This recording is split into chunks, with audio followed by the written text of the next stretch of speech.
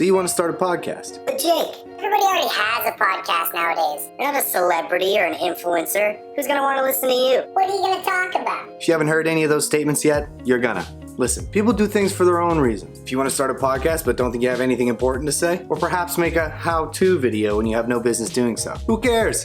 Do it anyway. You want to start a podcast? Then start a podcast. And I'm going to show you how. Now, I know most of you are wondering why I would ever think I'm in a position to make a how-to video when our own podcast is hardly even successful. And you're absolutely right. The reason I wanted to make this video so bad was to help steer you guys away from making the same mistakes that I made that were such a huge waste of time. Because during that time of creating our podcast, there were so many little details that I had to learn, that I had to go searching all over the internet for. How to post episodes, where to post episodes, all the gear, how to use it, hosting sites, what the hell an RSS feed is. And yes, I say is because I still don't exactly know. Audio video editing and post-production, graphic design for logos and banners, and so much more that I'm gonna try and cover in one video. By the way, whenever you hear me say we or our or us or anything plural of the sort, I'm referring to Keith, my co-host of JK's Just a Podcast, who unfortunately also happens to be my friend.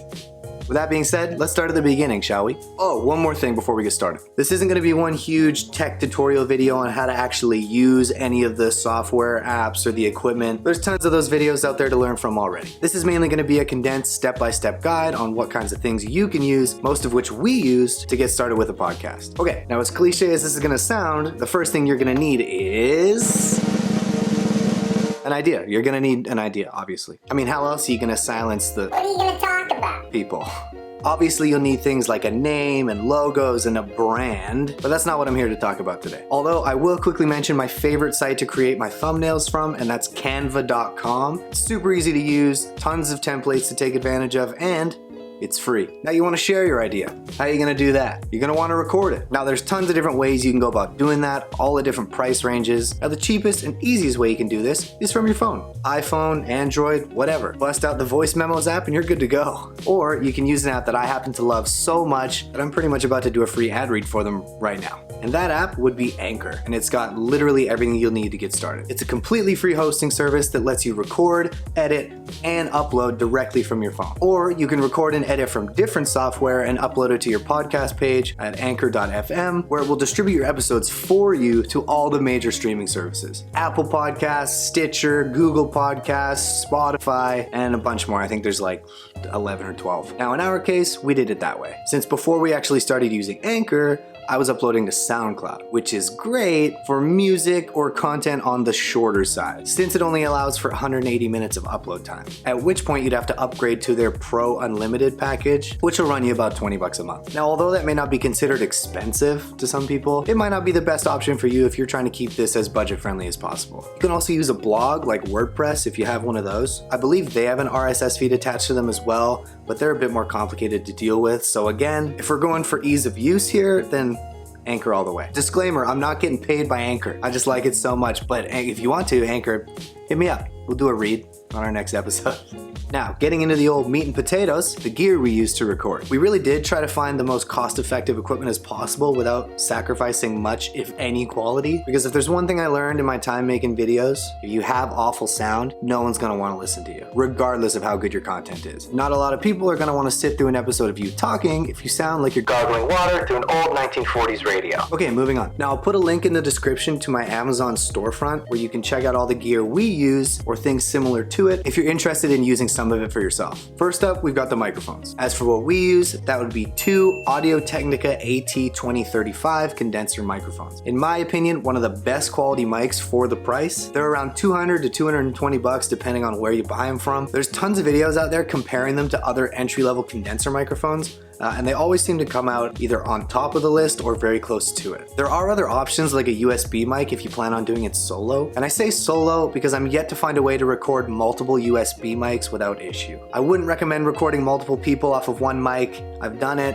it sounds awful, learn from my mistake. But USB mics nowadays, like the Blue Yeti, or even my first mic that I ever owned, the Samson CO3U, work amazing for a cheap price. And those just plug straight into your computer without the need for a mixer or an interface or anything like that. Another really popular option that I see a lot in the podcast world would be the Audio-Technica ATR 2100. They're about 150 bucks Canadian on Amazon, unreal quality, and they give you the option to use it as a USB mic if you're going to be doing it solo, or through an XLR connection into an interface if you're going to have more than one mic. Now, I've owned my AT2035 for about 7 years now, from back when I used to make music, and I loved it so much, and just for the sake of having the same sound quality, we went out and bought Keith one too. And connected to those are just a couple of standard XLR cables. The Amazon Basics brand work totally fine. And those run into our mixer. And the one we use is a Yamaha MG10XU. They go for about 260 bucks Canadian from a Long & McQuaid or Tom Lee or any other music audio store in your area. It's super straightforward to use. You just plug it into your computer via USB and record through any software that you prefer. And I'll get into the software that we use to record a little bit later on in the video. Now, this mixer in particular has 4 inputs, which is plenty unless you plan on having a lot more people on. But for us, 4 works perfectly because we have yet to have more than 2 guests on at a time. Now, personally, to me, that seems like a good number. Any more than that, and that's just a lot of chefs in the kitchen, a lot of people talking, and it just gets hard to listen to. Anyways, in the past, I did own a 2-channel USB interface, which we did use briefly, but when it came time to have a guest on, we were kind of screwed. So it kind of forced our hand and we had to upgrade. Obviously, you don't have to go out and spend all that money on a mixer if you don't plan on having more than 2 people on. But from my research, I found that it was cheaper to go with a 4+ channel mixer than it was to go with a 4-channel interface. Don't ask me why, I have no idea. Certain brands like the Focusrite Scarlett series is an amazing interface that I know a ton of creators use just based on its sound and build quality, different input numbers, and obviously price, which is about 160 to 220 bucks depending on the size you get. I won't get into smaller things like microphone stands and boom arms because they're completely personal preference. It all depends on what fits the area you'll be recording in, what fits your budget, and there's just so many brands out there that you can go with. But I will say that I'm a huge fan of the Blue Compass boom arm. They're about 130 bucks Canadian, which is definitely on the pricier side for a boom arm. But there are certain places you can get it as a bundle with that Blue Yeti microphone I mentioned earlier for about 250 bucks. Now, for headphones, you can use whatever you want, it doesn't matter. If you're gonna be doing it by yourself, earbuds are totally fine, but if you're going to be doing it with multiple people, then I would recommend something with a longer cable just to give you a little bit more freedom to move around so you don't have to sit so still. Also, usually in that case, something kind of over the ear works a lot better than earbuds. One piece of equipment that I would recommend if you're going to be recording with multiple people, something that we use, a headphone amp. Basically, what a headphone amp is just a fancy headphone splitter. It allows multiple people to listen to the same audio without sacrificing volume or audio quality. You know what I'm saying? Now, as well as audio, we actually also record video for our podcast. Now, for this, we just use a Canon SL2, a pretty affordable entry-level DSLR that's super simple to use and amazing quality. And as an example of the quality, I'm using the SL2 to film this video right now. Now, I think you can find an SL2 bundle for about 700 bucks. And we also have an SL1, which we use for a multicam setup if we ever wanted to do that, but we rarely do. Again, you don't have to go out and drop a bunch of money. Smartphones have amazing camera quality these days, so just use that. Okay, so you've got your idea, you've got your gear, you've recorded an episode.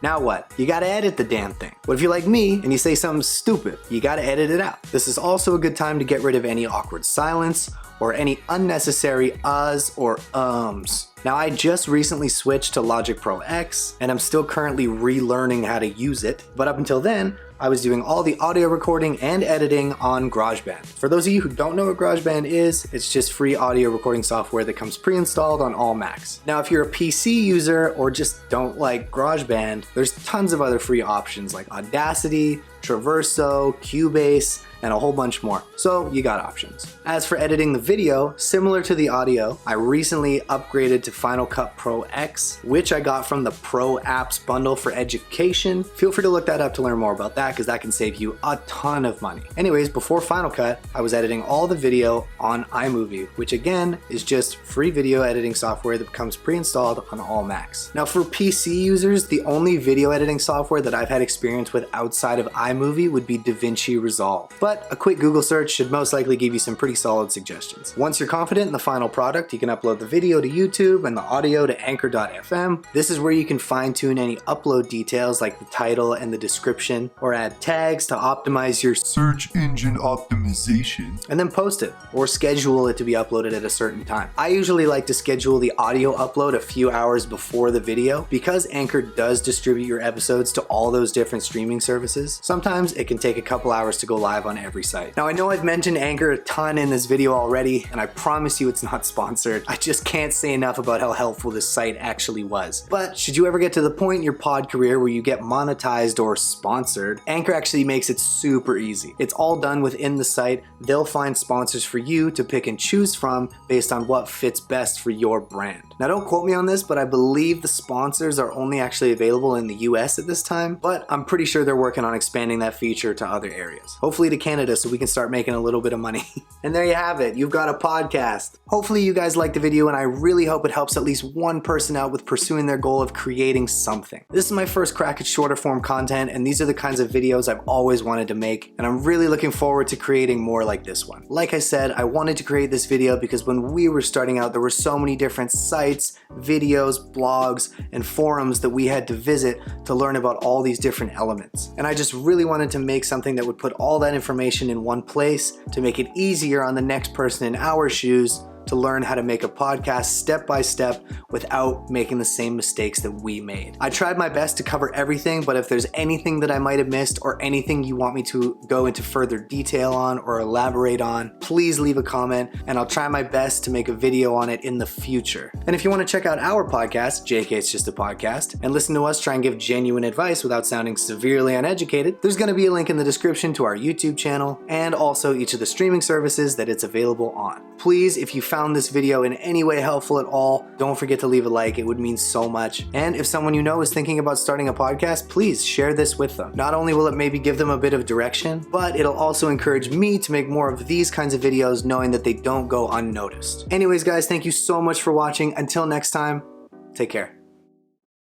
Also, you have to really find the right self-help people. Yeah. Like, if I'm ever in a rut, I listen to Jocko Willink, ex-Navy SEAL, and I listen to David Goggins, ex-Navy SEAL. Mm-hmm. That resonates with me.